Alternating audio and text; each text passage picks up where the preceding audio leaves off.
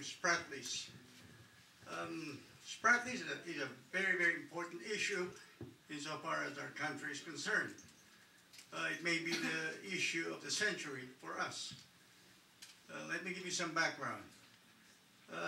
Spratlys is an archipelago of about 750 small islands, cays, atolls, reefs, islets or islets, whatever you want to pronounce it. The total area is only about 4 square kilometers. Napakaliit. And so what you see is not impressive. Hardly anything grows in these different pieces of real estate. But underneath these small islands and in the seas beneath is gold, black gold, oil. How have we confirmed this? About 3 weeks ago, the state agency of China, Xinhua, has come out with a publication announcing that China has just completed a modern oil platform which is about $1 billion. And also the project that I intend in the South China Sea, which we have renamed as West Philippine Sea, is about $30 billion worth of platforms. And their plan is to drill about 800 oil wells. The projected income every year is $50 billion. Wow. That's a lot of money. Now, what is the issue? Well, China is now the fastest growing economy in the world. It has overcome Japan as the second largest economy. A lot of global companies, having corporations all over the US, all over Europe, other places, have farmed out their production needs to China. They found out that by doing this, they don't have any too much labor problems, management issues are minimized, and they can focus their efforts on marketing, which means more profits. This is the reason why China has grown so much. We have to give credit to the Chinese people for producing quality goods, which are now being sold at cheaper prices. But what does it mean? It means that the Chinese economy will continue to grow and expand. China has gone through a lot of changes. It used to be a very poor nation, but because of Deng Xiaoping, the former premier, he got away from the rigid communist policies and brought China to modern free market economic system, modern free market economic system, which has expanded the markets of China tremendously. Now, this means that China needs oil, a lot of oil. China gets its oil mostly from Russia. 70% of the oil needs of China are imported, mostly from Russia and some Middle East countries. So China is so afraid that if this oil supply is cut, the astounding growth of China as an economic power will be stopped. And so they're looking for oil everywhere. Now, there's a lot of oil in the Philippine Spratlys area. The Philippines is not claiming all of the Spratlys. The Spratlys is found along the coast of Philippines, Malaysia, Brunei, Vietnam. But the Philippines is only claiming about 58 of those Spratly Islands within the 200-mile radius as defined by the United Nations Convention of the Law of the Sea. Under that convention, which China is a signatory to, and the Philippines, anything within the 200-mile radius belongs to the country. But China wants to get all of this, including that of Vietnam, that of the Philippines, kasopangan. What is the basis of the claim of China? Well, China's claim is based on an absurdity. About 2,000 years ago, during the Han Dynasty, there supposedly was a map including or defining the territory of China, which included yung South China Sea, including the Philippines.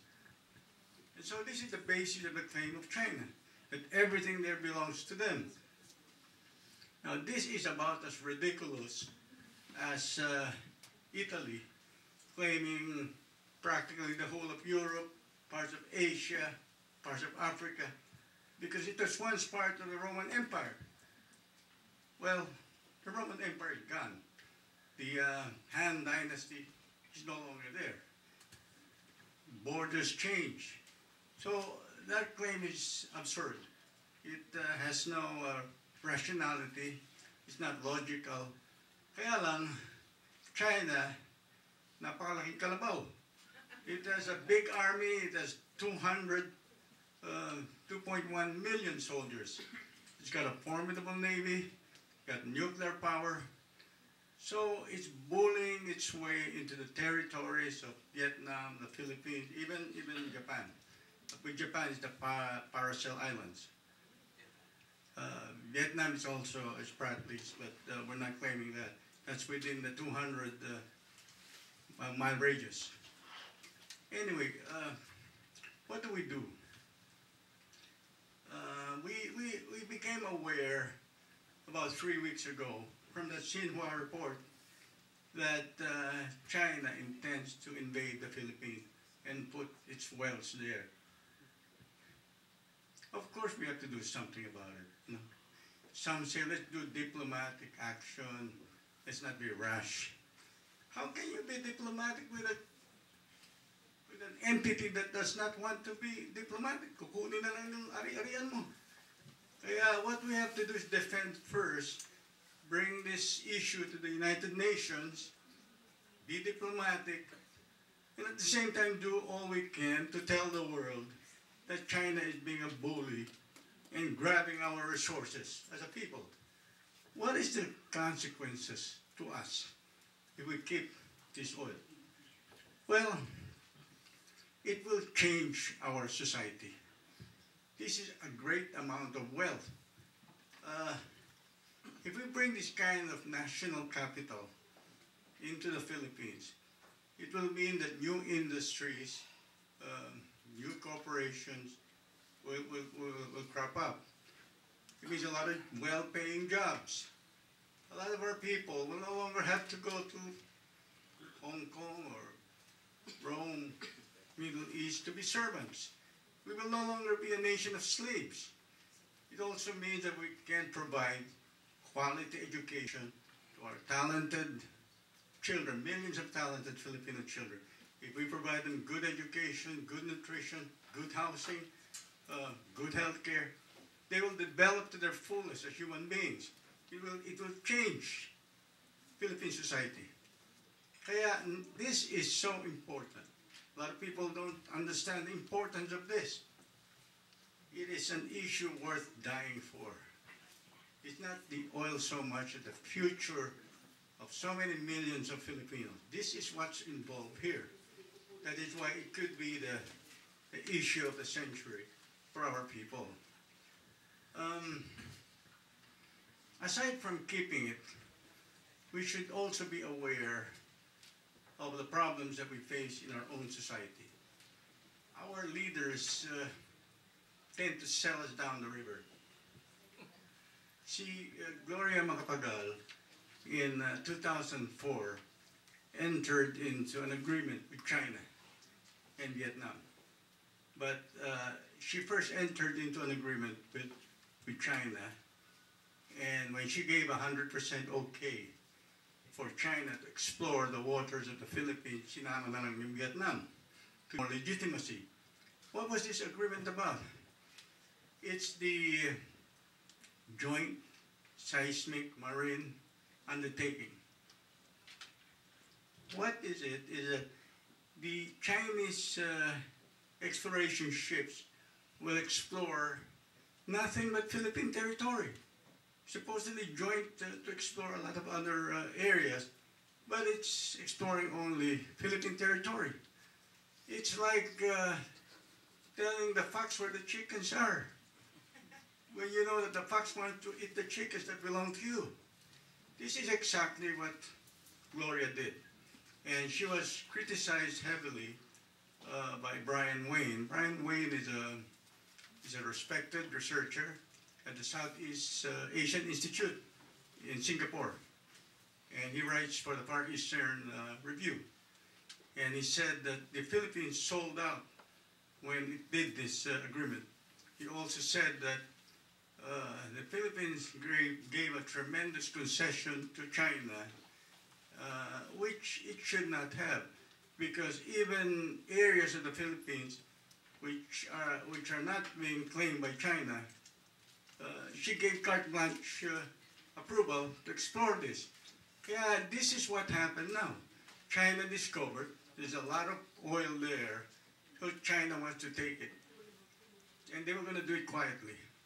The only reason we found out about it is because it was in the Xinhua state newspaper, state agency. So we had to immediately take action. It is not the case that we cannot do anything here in the United States. I never believed in that. That we can do a lot. For example, about 3 months ago, Marcos was about to be buried as a hero at the libingan ng mga bayani. And nobody was doing anything about it in the Philippines, and we campaigned against it from the United States. I wrote a lot of articles about it, and so did Rodel. And I went to the Philippines personally to campaign, to talk to Rotary groups and a lot of people, until all the others, civic groups, took our lead. The group of Rene Sagisag, Mabini, took a lead, and also the Catholic Education Association of the Philippines, as well as later on the Makati business people. And so therefore, Noynoy took a stand, and also Binay, because they got concerned that we would go against them if they did this. Because clearly Marcos is not a hero. He's the worst villain in the Philippines. Gagawin mong hero. Now, talking about the leaders again, 219 congressmen signed a resolution urging Marcos to be buried as a hero at the libingan ng mga bayani. This is the quality of leadership that we have. The attitude that, okay, we'll give this to you. Ikaw nang bahala sa akin, bahala na kayo, you know, for personal gain. The other example of this is the Malampaya natural gas project. Malampaya gas, the natural gas project was developed in Palawan. It's worth about $100 billion. That's a lot of money. But out of that, 10% goes only to the Philippines, 90% goes to Chevron and Shell.